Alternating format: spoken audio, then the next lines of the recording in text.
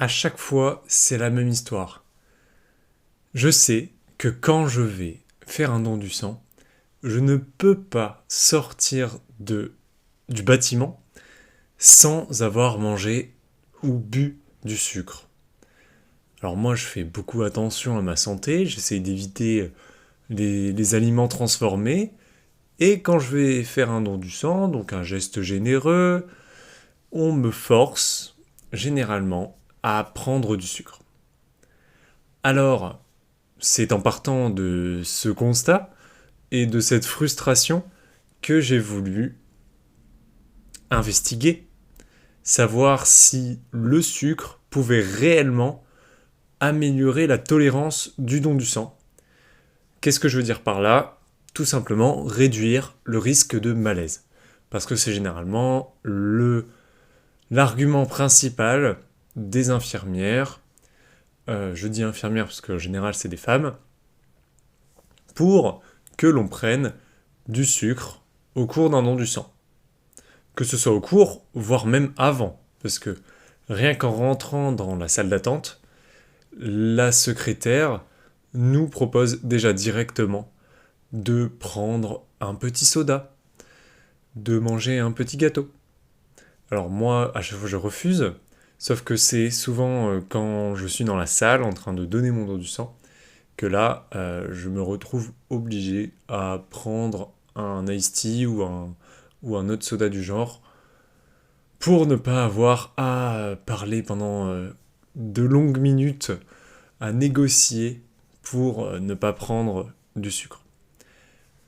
Même après le don du sang, en général, il y a une petite salle où ils disposent des gâteaux, etc. Et bien, j'essaie de passer très rapidement en regardant le sol comme ça, pour pas qu'on me propose de gâteaux, mais en général, c'est assez difficile de sortir de cette salle indemne.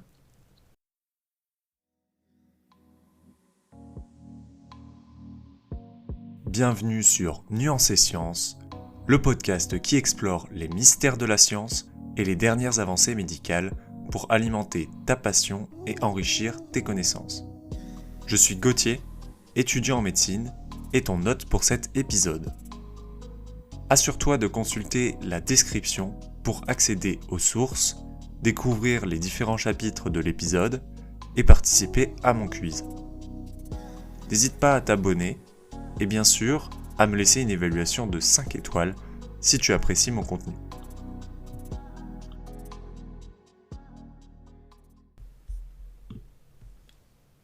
Je vais donc répondre dans cet épisode à la question suivante. Est-ce que le sucre est réellement efficace pour éviter les malaises? Alors pour commencer, qu'est-ce que je veux dire par un malaise? Un malaise, c'est une perte de connaissance. Mais il existe plusieurs types de perte de connaissance.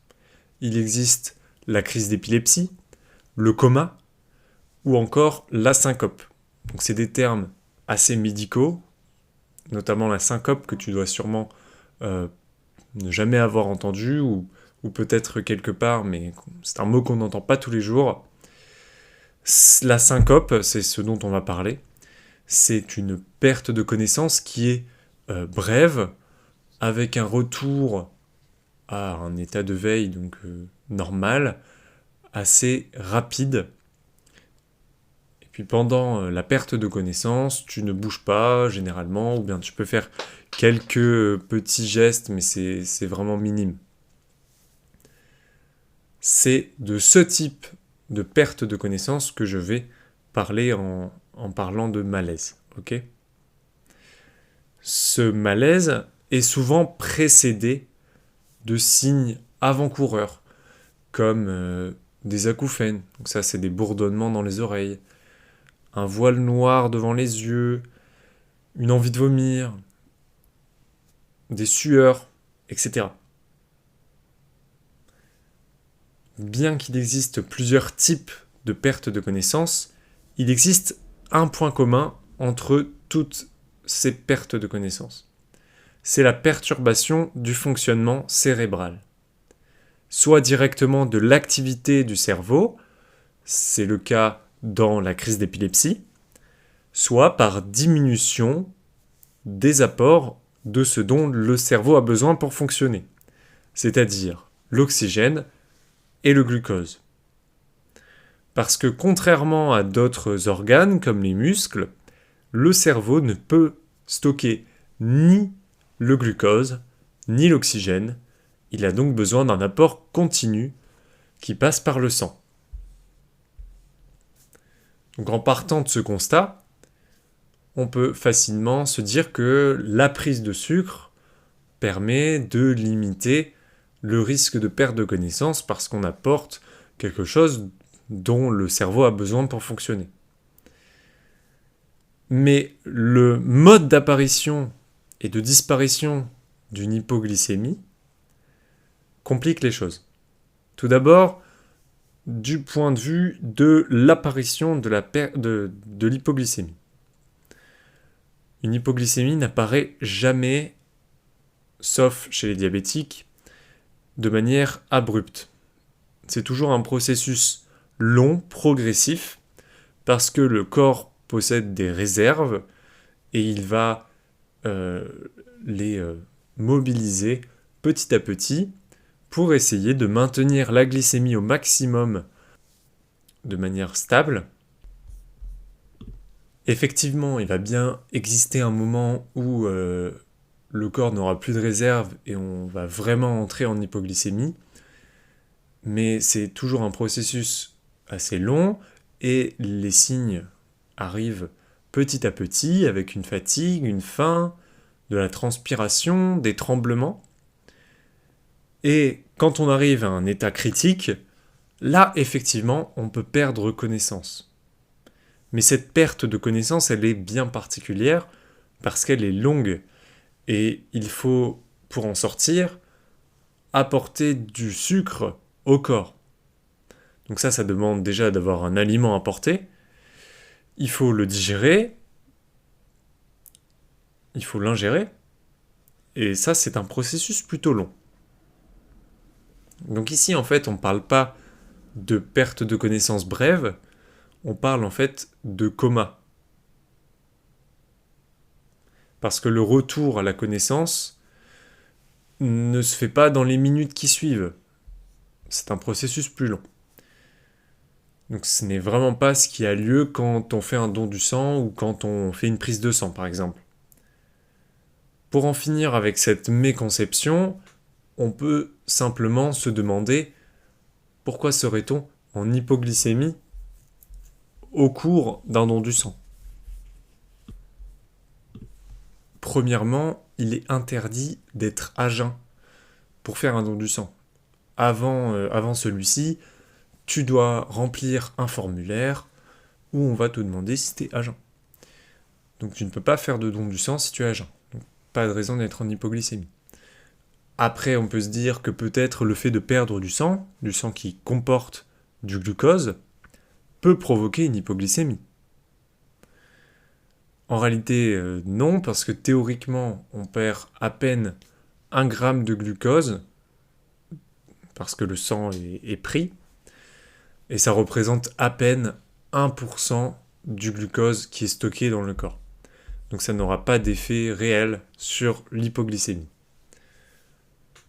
Maintenant que nous avons vu que la glycémie n'est pas la cause d'un malaise au sens de syncope, au sens de perte brève de connaissance, quelle est la véritable cause ? Eh bien, c'est la pression artérielle. C'est la pression artérielle qui permet au glucose et à l'oxygène d'être éjectés hors des vaisseaux sanguins vers les organes, vers les tissus, pour les alimenter, donc dont le cerveau. Cette pression artérielle, elle doit rester la plus constante possible, parce que si le cerveau se retrouve sans son glucose, sans son oxygène, ou bien quelconque autre organe, ça va poser des problèmes. Donc pour qu'elle reste continuellement constante, le corps a disposé à différents endroits dans le corps des récepteurs à la pression. Donc dès qu'il y a la moindre modification, le corps va jouer sur deux paramètres pour maintenir la pression constante. D'abord le volume de liquide qu'il y a dans le tuyau, donc ici le vaisseau sanguin, et la circonférence du tuyau. Concrètement, par exemple quand tu fais un don du sang, tu perds un certain volume de sang, environ 500 ml.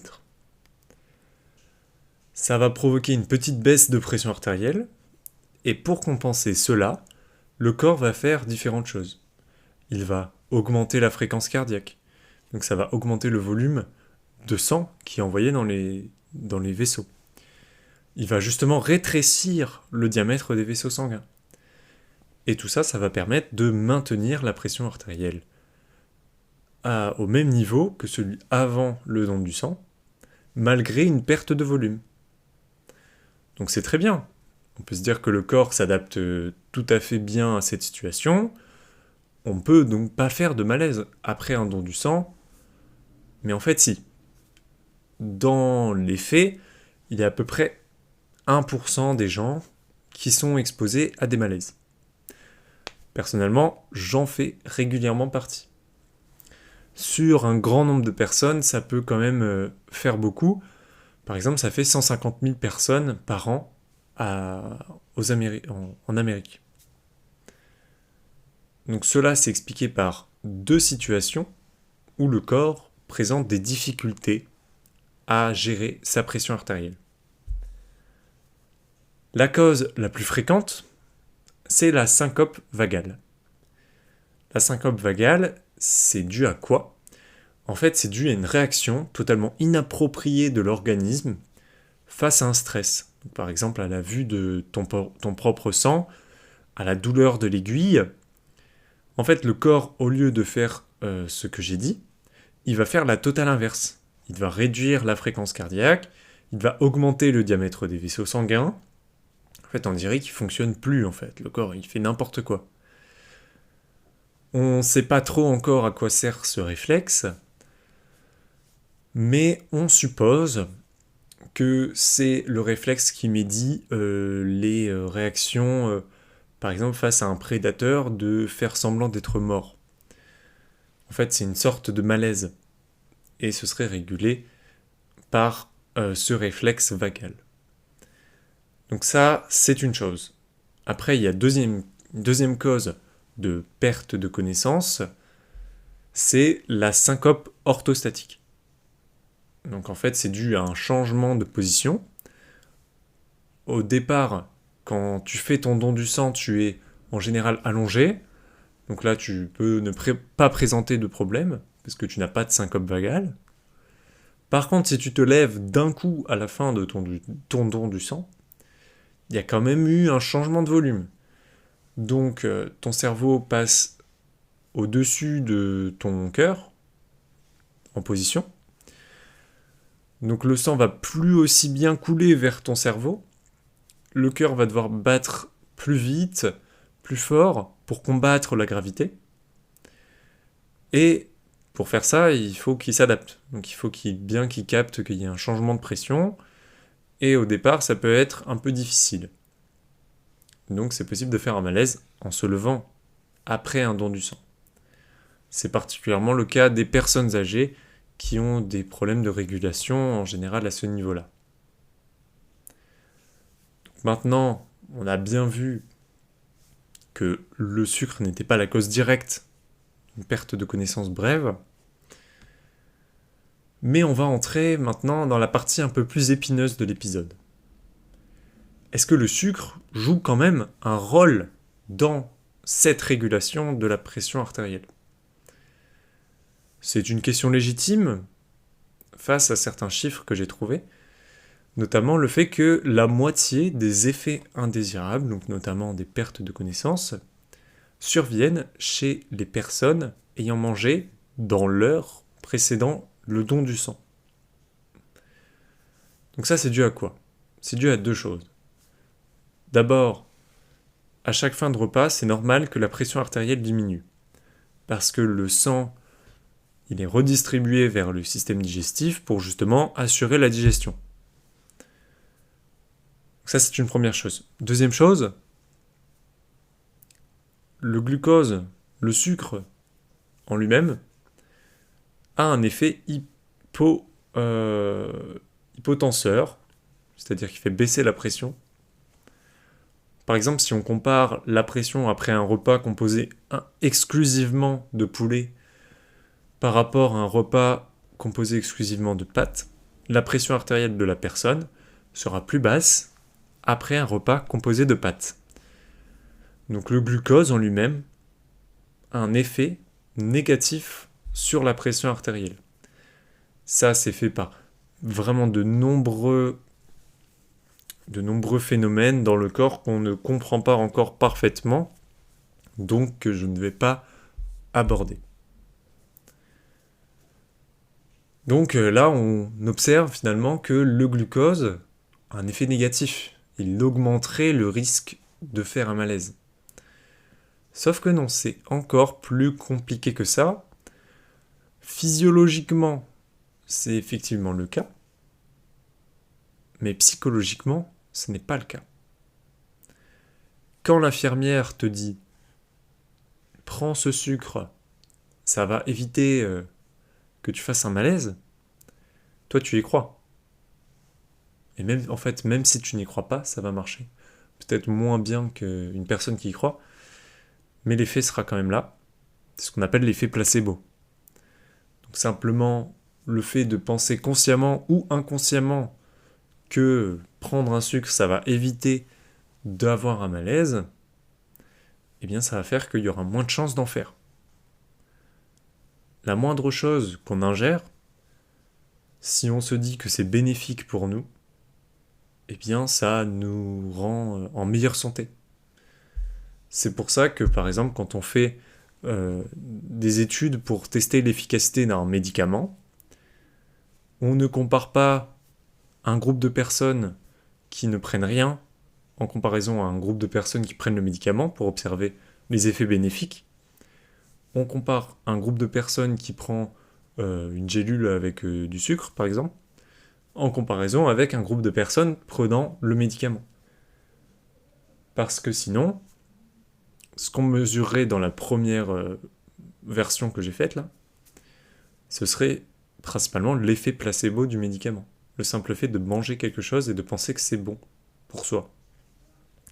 Donc c'est pas un effet à négliger, mais c'est un effet à prendre en compte, par exemple si on fait des médicaments, parce qu'on va pas faire un médicament complexe si simplement manger du sucre, ça fait le même effet. Donc il y a quand même un intérêt. Donc maintenant pour conclure, pour prendre un peu toutes les données que j'ai trouvées, pour ce qui est du sucre, je te déconseille d'arriver à un don du sang avec le ventre plein, après un repas. Parce que là, c'est sûr que ça va augmenter tes risques de faire un malaise. Surtout si tu as mangé un repas de pâtes, par exemple. Par contre, à l'approche de ton don du sang, vraiment, soit pendant le don du sang ou quelques minutes avant, pour ces effets psychologiques, tu peux prendre un sucre. Tu peux accepter la proposition de l'infirmière. Donc ça reste quand même intéressant à ce niveau-là. Après maintenant, je peux te parler d'autres solutions qui existent pour réduire ton risque de malaise. Elles ne sont pas à 100% efficaces, ça doit sûrement dépendre des personnes également. Donc c'est à prendre avec des pincettes. Sauf le premier que je vais dire. D'abord, il faut être hydraté. L'hydratation, c'est primordial parce que ton sang est principalement composé d'eau. Donc forcément, si tu es déshydraté, si tu n'as pas assez d'eau dans ton corps, tu vas mal supporter de perdre un certain volume de sang. Et donc, tu seras plus exposé à un malaise. Donc il faut déjà tous les jours, de toute façon, c'est primordial d'être bien hydraté. Mais si tu penses ne pas bien l'être, n'hésite pas à boire de l'eau 30 minutes à 1 heure avant ton don du sang pour éviter tout risque de perte de connaissance. Une deuxième solution serait de porter des bas de contention. Ça permettrait d'éviter d'avoir trop de sang qui stagne dans les jambes pour favoriser sa distribution vers le haut du corps et notamment vers le cerveau. Une autre solution qui se passe pendant le don du sang, c'est de t'allonger, de surélever tes jambes, encore une fois, pour que le sang coule plus facilement au cerveau. L'avant-dernière solution, c'est de contracter les muscles de ses membres supérieurs, donc par exemple ses avant-bras ou bien ses mollets. Non pas parce que ça envoie le sang quelque part, c'est un peu plus complexe que ça. Par exemple, si tu es coursé par un tueur en série, tu vas te mettre à courir. En courant, tes muscles se contractent. Et en fait, ça va contribuer à favoriser cet état de stress, de réaction à ce stress, d'avoir de l'énergie pour courir. Tout ça, c'est médié par le système nerveux. C'est ce qu'on appelle le système sympathique. Donc c'est le système aussi fight or flight. Donc soit tu te bats, soit tu cours. C'est un système qui permet de survivre et qui s'auto-entretient. À la fois, il favorise la contraction des muscles pour être capable de se sauver, mais aussi la simple contraction des muscles va favoriser l'activation de ce système. Et ce système, il va augmenter la fréquence cardiaque, forcément on en a besoin pour se sauver, et il va rétrécir le diamètre des vaisseaux sanguins. Donc concrètement, il va augmenter la pression artérielle. Donc le simple fait de contracter ces muscles peut augmenter la pression artérielle et donc la tolérance à la perte de volume de sang. La dernière solution que je te propose, c'est qu'à la fin de ton don du sang, tu te lèves en plusieurs temps. Donc ça permet d'éviter ce qu'on appelait au départ la syncope orthostatique, c'est-à-dire que tu te lèves petit à petit pour que ton corps ait le temps de s'adapter au changement de position de ton cerveau par rapport à ton cœur. On en a fini avec toutes ces solutions, il en existe sûrement d'autres. Je t'ai donné les principales, les plus efficaces, même si ça dépend des gens, il faudra essayer pour toi, pour savoir si ça fonctionne chez toi. Maintenant que j'ai fait cet épisode, je suis ravi. Je vais pouvoir le montrer à des infirmières, à mes prochains dons du sang, pour qu'enfin on me laisse tranquille et sortir sans avoir eu besoin de manger un bonbon ou une barre chocolatée ou toute autre cochonnerie.